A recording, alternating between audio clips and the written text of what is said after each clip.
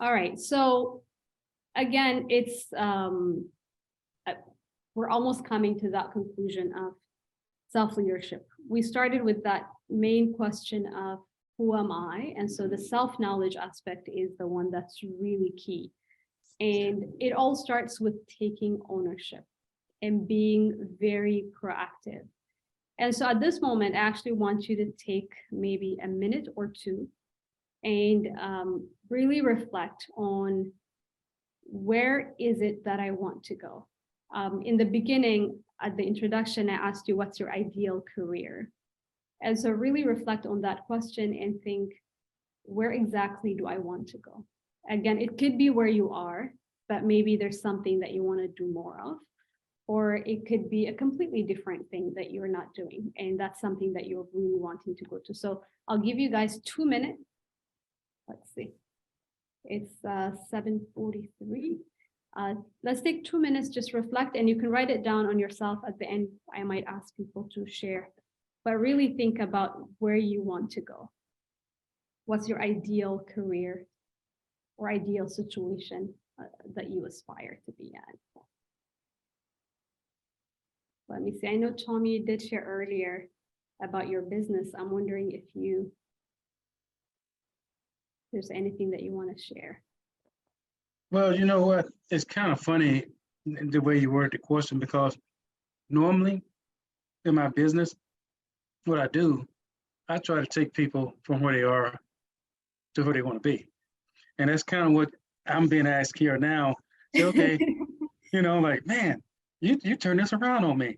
So it's kind of, but, and I normally I would say, and the way I do that, the clients that I have, I empower them to, maximize their leadership effectiveness.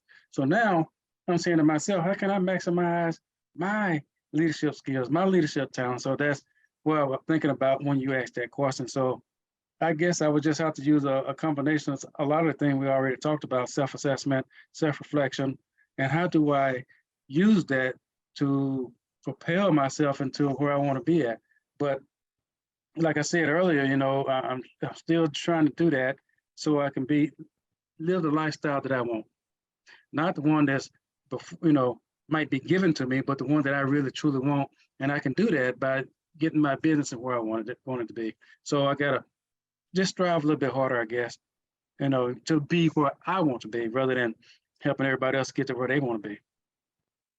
Yeah, or rather, to be where you want to be. I don't know if that would mean to be where you want to be by helping others where they want to be.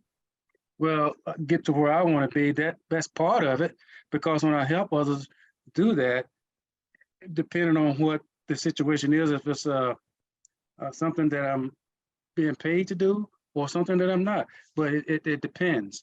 If I'm being paid to do it, that's going to contribute to the lifestyle that I want. Oh, perfect. So and I'm glad I asked. I think a lot of coaches say this, even the coach needs the coach, right? We all need someone to ask us the same questions that sometimes we ask our clients. So I'm glad I got to ask you the question that you ask your clients. So I hope this was a good reflection. Anyone else wants to share? Can I ask you a question? Because maybe some people, they would like a change very much, but they don't know, they cannot imagine themselves somewhere else, or they cannot answer your question. And how can that people answer that question about where they would like to be? Maybe they don't know, they want a change, but they cannot answer that question. Yeah, well, thank you so much for asking that question. One person was saying, yeah, people would want to get where they want to get, but they don't know where they want to get. And so just as hard as it is to know who you are and your current situation, what your strengths are, it's also sometimes hard to really know where you want to go. But again, I think if we start from a very proactive stage of, okay, I'm gonna just silence every societal expectations, what people want me to be, and truly reflecting, okay, what exactly do I want from my life or from my career? If we're talking about just the career, it's thinking, where do I want to be? And so it's really, it's goals, but also it's dreams. It's what do I want? What do I wish to do? And sometimes I understand that when we are in a situation where we have a lot of we're busy, or we maybe, let's say, we're a lot of under stress, it's really hard to think about what we want because we're really blinded by the situation that we're surrounded with. But I do feel that it's really worth taking the time and say, I'm just going to ignore my current situation and let me just start. Instead of thinking, how do I fix my problem? How do I find a solution to this thing that I have?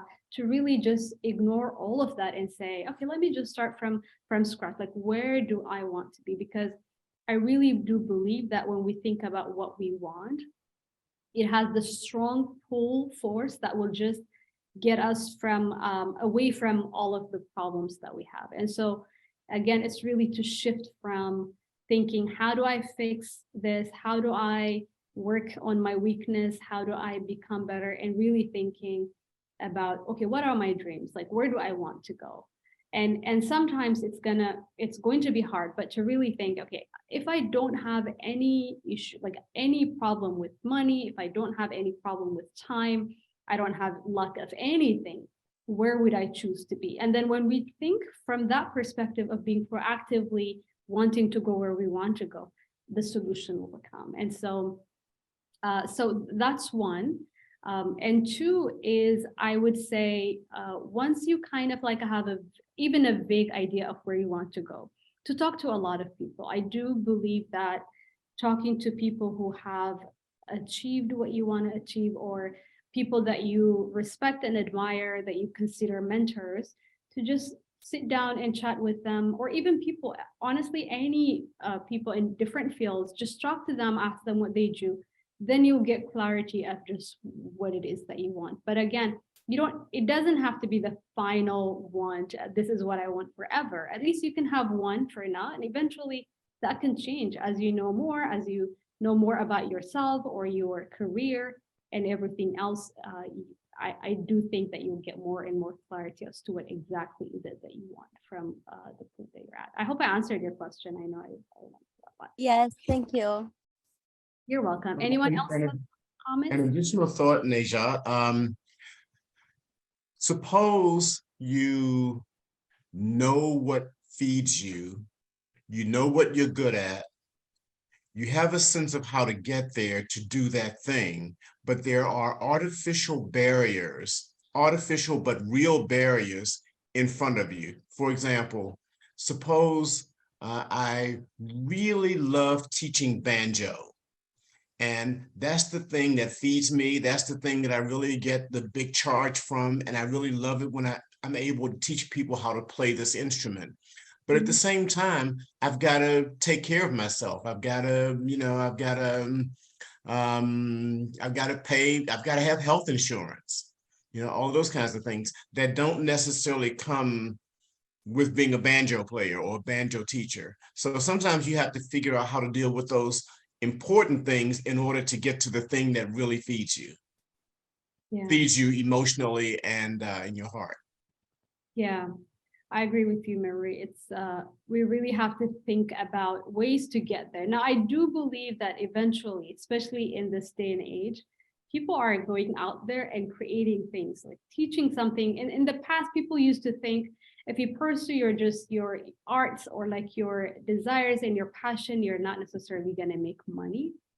But I do believe that that's changing now. People are really doing things, teaching anything, like how to make any, or like what you mentioned, the instrument. But I do agree with you that we have to be methodical about how we get there. A lot of people can't just quit their job today and do what they want to do. Of course, we have to, mortgage payments, feeding our family, ourselves, and financial responsibilities, insurance. But at least when we know what we want and we're going there, the question is not if we're going to arrive there or not. It's really a matter of when. And so that's strategically working on saving a lot of money, so then eventually we can jump to what we want to do full time, is something that we can think about. So a lot of people do what they love on the side as a side gig, while they still have their full-time job. And then once the side gig starts to make them enough money that they can live off of that, they make the transition. So yeah, I completely agree with you. We really have to look at how to transition there. Unfortunately, we can't just, quit our job and do what we love or what we're good at in the meantime. However, there was a study that shows that if we are going to, I do believe that we spend 40 hours a week at work. And so anything that is detrimental to our health, like a toxic environment or an environment that if we're not enjoying the 40 hours per week, I do think that's going to affect our out of work hours. So even if you're doing your job temporarily, I do believe that within that job, you can design so you do something that you're interested in, something that you love. And they did do a study and found out that if you at least do 20% of what you like within the job that you currently have, you'll be happier and more productive. And I do think if you're exhausted and out of energy when you're doing your full-time job, and then you come home, you're thinking about others, you're not going to have the energy to be able to pursue your other passions. So part of self-leadership is, even while this is temporary and you know that you're going to move out of your current job and find another thing, I do think that we have to work to make sure that we're at least enjoying this. Even if it's not like 100%, we have to make sure that it's at least something that we enjoy, something that we do within what we love, and something that would feed our soul, even if it's not as good as what the side gig that we have is. We still have to be productive, and that